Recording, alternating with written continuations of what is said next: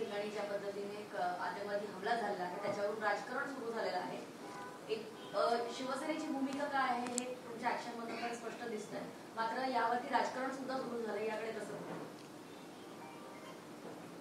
पहलगाम येथे जी काही आपत्ती कोसळलेली आहे,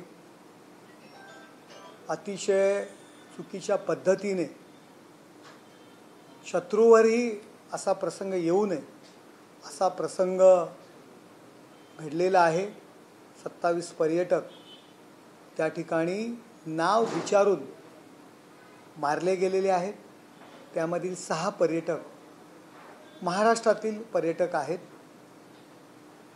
ते तर मारले गेलेत, परंतु त्याचबरोबर हजारो पर्यटक या महाराष्ट्रातून पर्यटन करण्याकरता काश्मीर येथे गेलेले आहेत. काही जण त्या ठिकाणी जखमी झालेले आहेत, काही जण घाबरलेले आहेत प्रचंड या हादशामुळे. ज्येष्ठ नागरिक आहेत, लहान मुलं आहेत, प्रत्येक जण हवालदिल झालेला आहे. त्यांना मदत करण्याच्या दृष्टीने सातत्याने एकनाथ शिंदे साहेब असतील, श्रीकांत शिंदे असतील, आमचे खासदार असतील, त्याचबरोबर देवेंद्रजी असतील, यांना सातत्याने फोन येत आहेत. घाबरलेल्या अवस्थेमध्ये सर्व जनजीवन तिथे ठप्प झालेलं आहे. अशा वेळी ऑलरेडी ज्या दिवशी घटना घडली त्याच दिवशी आमचे युवा नेते डॉक्टर श्रीकांत शिंदे यांनी आमचं पथक काश्मीरमध्ये पाठवलं. त्यांचे स्वीय सहाय्यक अभिजित दरेकर स्वतः त्या ठिकाणी पोहोचले. महाराष्ट्रातील पर्यटक जे विविध हॉटेल्समध्ये अडकलेले आहेत, त्या ठिकाणी काही जखमी लोक आहेत, त्यांच्या मदत करण्याच्या दृष्टीने पावलं उचलली आणि सगळ्या लोकांना विमानतळ असेल सुरक्षित ठिकाणी आणण्याचं काम केलं. सातत्याने लोकांचे फोन चालू होते आणि मग आमचे उपमुख्यमंत्री एकनाथ शिंदे साहेब हे स्वतः त्या ठिकाणी पोहोचले. राज्य सरकार मदत करत आहे. राज्य सरकारने सुद्धा पर्यटकांना आणण्याच्या दृष्टीने पाऊल उचललेली आहेत. परंतु आपणास माहीत आहे की रिशाळवाडीसारखा प्रसंग होता. एकनाथ शिंदे साहेब मुख्यमंत्री होते, सरकारी यंत्रणा होती, परंतु सरकारी यंत्रणेला प्रोत्साहन देण्याकरता 6 तास त्या ठिकाणी डोंगर चढून एकनाथ शिंदे साहेब त्या ठिकाणी पोहोचले. कोल्हापूरमध्ये पूर होता, एकनाथ शिंदे साहेब स्वतः पोहोचले. केरळमध्ये पूर आला होता, एकनाथ शिंदे साहेब स्वतः पोहोचले. त्यांचा तो स्वभाव आहे. हिंदू हृदय सम्राट शिवसेना प्रमुख माननीय बाळासाहेब ठाकरे यांचे ते सच्चे शिवसैनिक आहेत आणि लोकांची मदत करण्याकरता, लोकांना एक धीर देण्याकरता एकनाथ शिंदे साहेब त्या ठिकाणी पोहोचले. आणि म्हणून सकाळी गांजा लावून जे सकाळी भुकण्याचं काम करतात ते संजय राऊत त्यांच्यावर टीका करताय की एकनाथ शिंदे त्या ठिकाणी जाण्याची गरज काय? मग काय एकनाथ शिंदे साहेब थंड हवेच्या ठिकाणी जायला पाहिजे होतं का? तुमचे नेते काय ॲम्स्टरडॅम, कुठे लंडन या ठिकाणी फिरायला गेलेत, त्या ठिकाणी त्यांनी जायला पाहिजे होतं का? नक्की काय संजय राऊत उत्तर द्या. त्यांनी कुठे जायला पाहिजे होतं? सरकार तर मदत करते, परंतु एकनाथ शिंदे साहेबांच्या स्वभावात आहे स्वतः ते प्रत्येक ठिकाणी पोहोचत असतात.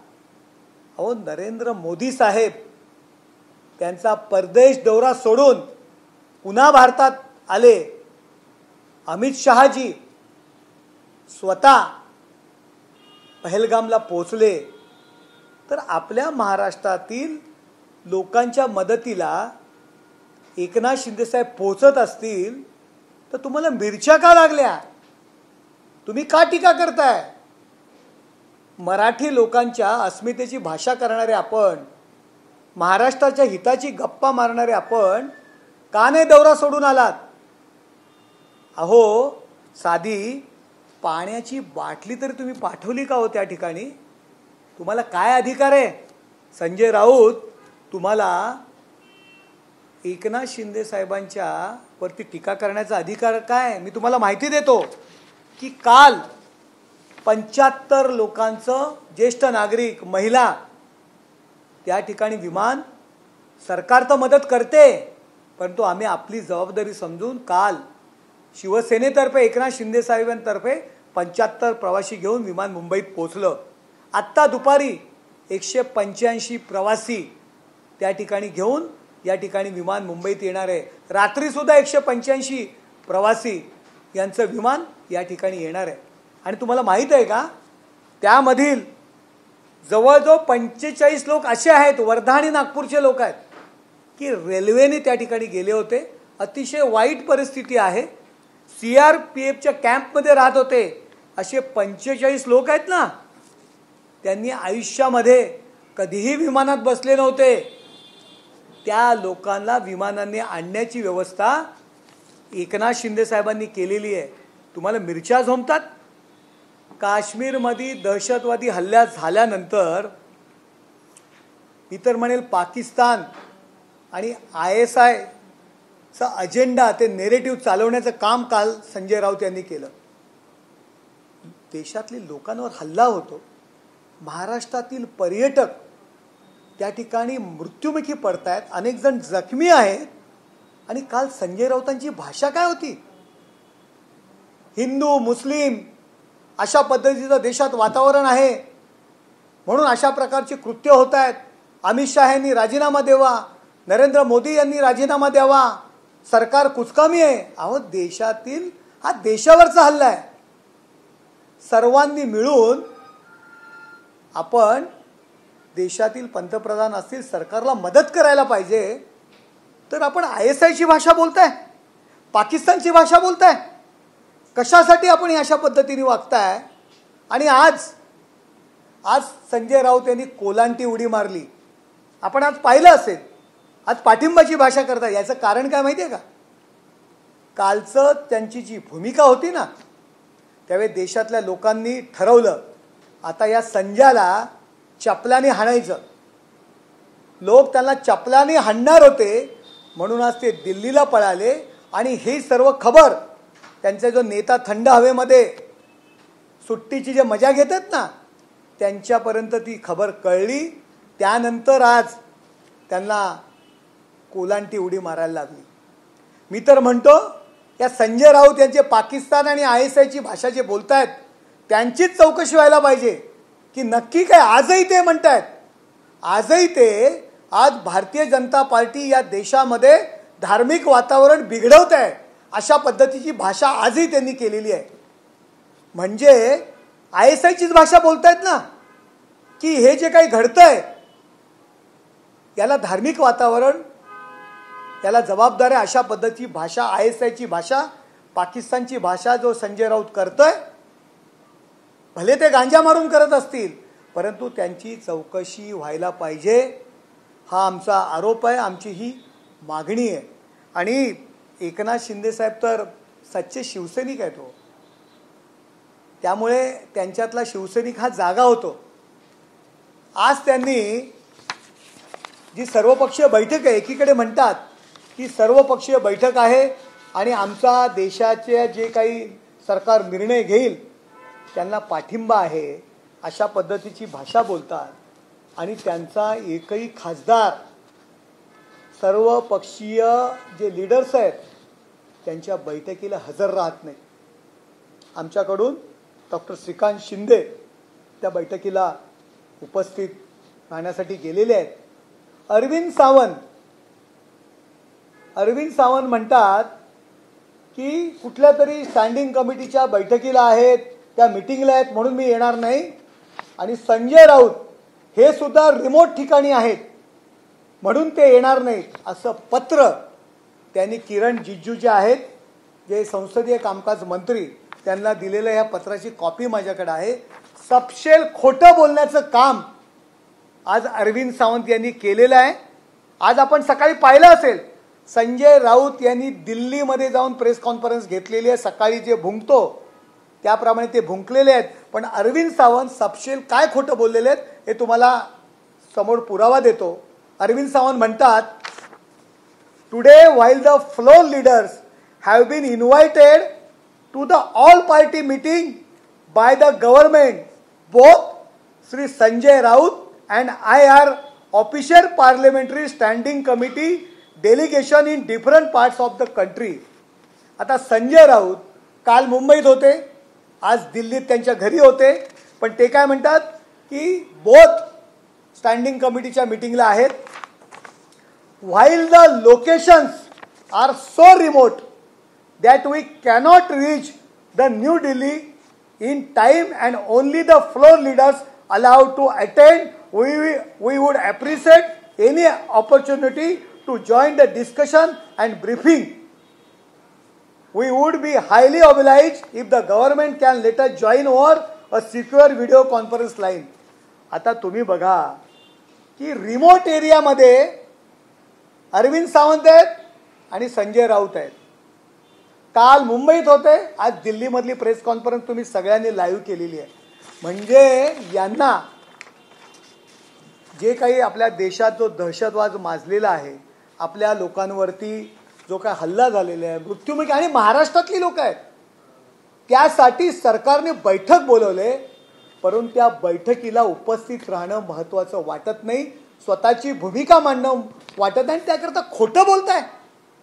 अरे अरविंद सावंत स्टँडिंग कमिटीच्या मीटिंगला असतील, ती मीटिंग सोडून त्यांनी त्या मीटिंगला हजर राहायला पाहिजे. नरेंद्र मोदी साहेब साऊथ आफ्रिकेचा दौरा सोडून त्या ठिकाणी हजर झाले. तुमचे नेते सोडा, ते रूममध्येच बसतात, ते थंड हवेच्या ठिकाणी आहेत.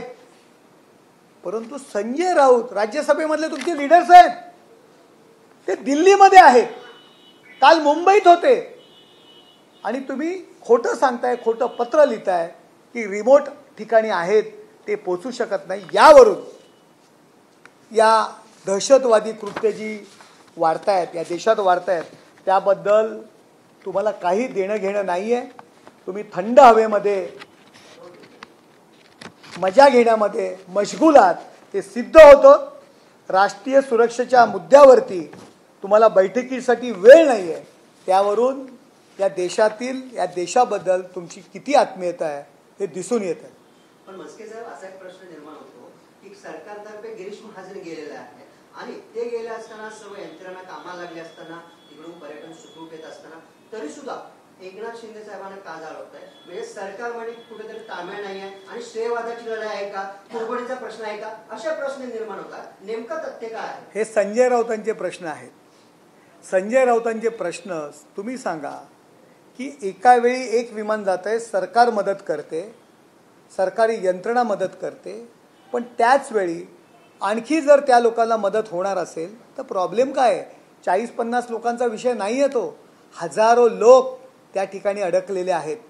सरकार 50-100 लोक घेऊन आले, जर आणखी विमानाची अरेंजमेंट केली, त्याच वेळी आणखी 100 लोक आले, त्या ठिकाणी ज्येष्ठ नागरिक आहेत, लहान मुलं आहेत. तुम्ही त्या ठिकाणची परिस्थिती बघा, आपण सगळे व्हिज्युअल्स बघा, तुम्ही व्हिडिओ बघा, लोकांमध्ये भावना काय, लोक घाबरलेले आहेत. त्यांना वेळेमध्ये आपल्या मुंबईत यायचं आहे, आपल्या मायदेशात, त्यांचे नातेवाईक घाबरलेले आहेत, अनेक लोक जखमी आहेत, त्यांना औषधोपचार करणं हे महत्त्वाचं नाही. आणि जेव्हा एखादा नेता त्या ठिकाणी एकनाथ शिंदे साहेबांसारखा जातो, त्यांना धीर मिळतो. आज त्या ठिकाणी सगळ्यांना एकत्र गोळा करणं, आज काश्मीरसारखं राज्य आहे, त्या ठिकाणी यंत्रणा राबवणं, आपापले असलेले सोर्स वापरून जास्तीत जास्त मदत करणं. अहो, इर्षाळवाडीला 6 तास डोंगर चढून एकनाथ शिंदे साहेब गेले का? सरकारी यंत्रणा नव्हती, परंतु ते गेल्यामुळे त्या अधिकाऱ्यांमध्ये प्रोत्साहन मिळालं, जोर मिळाला, काम करण्याची स्फूर्ती वाढली. जर एक जबाबदार माणूस गेला तर तुम्ही त्याला कुरघोडी श्रेयवा म्हणता. अहो, 45 लोक रेल्वेने गेले होते, पहलगाम लँड क्रॅश झालं, तिकडे पहलगाममध्ये अडकले. एका CRPFच्या गरीब लोक, खाण्याचा प्रॉब्लेम होता, CRPFच्या कॅम्पमध्ये ते लोक राहत होते. त्या लोकांना एकनाथ शिंदे साहेबांनी आत्ता विमानतळावर आणलं आणि ती लोक पहिल्यांदा विमानात बसतायत. रेल्वेने गेलेली लोक आहेत, पहिल्यांदा विमानात बसून घाबरलेली लोक आहेत, त्यांना आज महाराष्ट्रात आणतायत. हे काम, ह्या कामाला कुरघोडी म्हणता. आणि तुम्ही बसून जे करताय, तुम्ही काल जे संजय राऊतांनी स्टेटमेंट केलं, ही कसली स्टेटमेंट आहेत? ही कुरघोडी नाही आहे, देशाच्या विरोधातलं काम नाही आहे. देशातल्या महाराष्ट्रातील लोक मृत्युमुखी पडत आहेत, शेकडो लोक त्या ठिकाणी अडकलेले आहेत आणि तुम्ही अमित शाह साहेबांनी राजीनामा द्यावा अशा पद्धतीची भाषा करताय. आणि देशामध्ये भारतीय जनता पार्टीने जे केलेलं वातावरण आहे हिंदू मुस्लिम, त्यामुळे देशातलं वातावरण बिघडलं. अहो, आज सकाळी संजय राऊत सकाळी भुंकले दिल्लीतून, पण तू आज दादरमध्ये मोर्चा निघतो. अमित शाह त्यांचा एक आमदार त्या मोर्चामध्ये असतो. अमित शाह साहेबांनी राजीनामा द्यावा. ही काय परिस्थिती आहे? ही कुरघोडी नाही आहे, हे राजकारण नाही आहे. याला काय तुम्ही म्हणणार? आणि लोकांना मदत करण्याकरता जर एकनाथ शिंदे साहेब त्यांच्या स्वभावानुसार जर त्या ठिकाणी पोहोचले असतील तर त्याला कुरघोडी म्हणता? अरे महाजन साहेब आहेत, जोडीला एकनाथ शिंदे साहेब आहेत, काम करण्यासाठी गती. आणि मी रिझल्ट दिलाय. सरकारी मदतीवरती आम्ही गप्पा नाही मारत आहोत. सरकार तर मदत करते, सरकार म्हणून सुद्धा त्या ठिकाणी एकनाथ शिंदे साहेब काम करतायत. आणि शिवसेनेतर्फे त्यांच्यातर्फे सुद्धा त्यांनी सेपरेट विमानांची व्यवस्था केली, जेणेकरून लवकरात लवकर ती लोक मायदेशात येतील, त्यांना दिलासा मिळेल, त्यांच्या नातेवाईकांना दिलासा मिळेल. त्याला तुम्ही कुरघोडी म्हणता?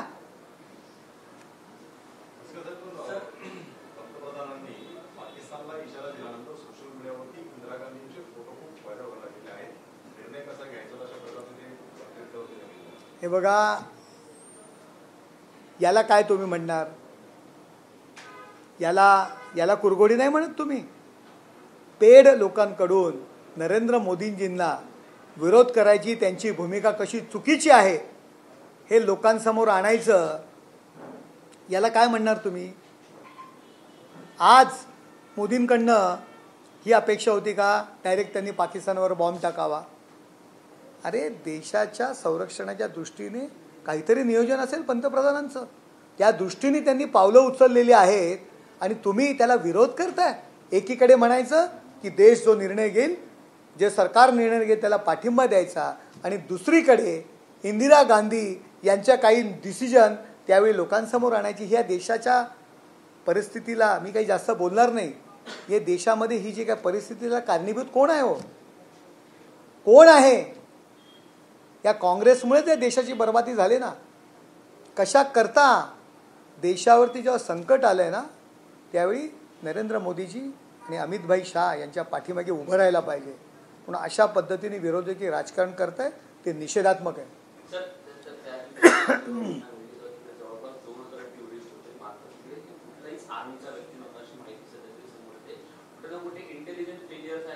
हे बघा, पहलगाम या ठिकाणी जी काही घटना घडली त्यावेळी जी काही परिस्थिती होती, ती परिस्थितीबद्दल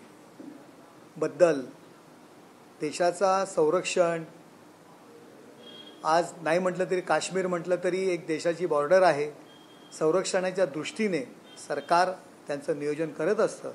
आणि सरकारच्या भूमिकेवर, सरकारच्या संरक्षण सिद्धतेवरती संशय व्यक्त करणं मला योग्य वाटत नाही.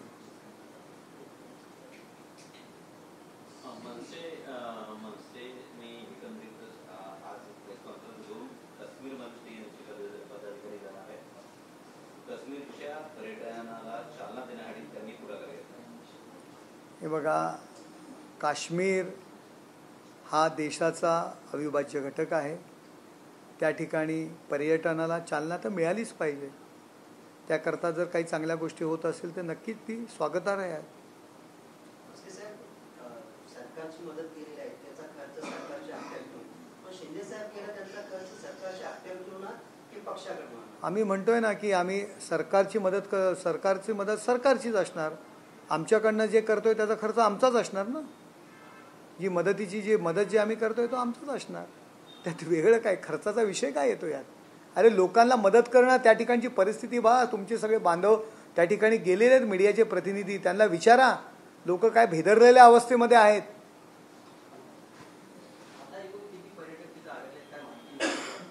अजूनही हजारांच्या आसपास, त्याच्या जवळपास ज्यांच्याशी संपर्क झाला आहे, अजूनही वेगवेगळ्या हॉटेल्समध्ये, काही दुर्गम भागामध्ये, त्या ठिकाणी काश्मीरमध्ये काही ठिकाणी फोन लागत नाही आहे.